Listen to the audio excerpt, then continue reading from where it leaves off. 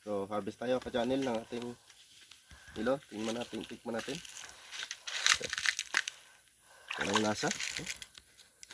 Wow! Sarap! Ang bango,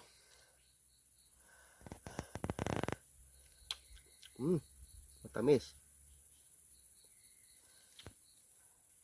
No? Ito pala yung lasa ng melon, no? Tingnan natin daw. Sa totoo lang, ngayon lang ako nakatikim ng ng melon, no? Tingnan natin. Yung seeds, no? Tanim nito yung seeds.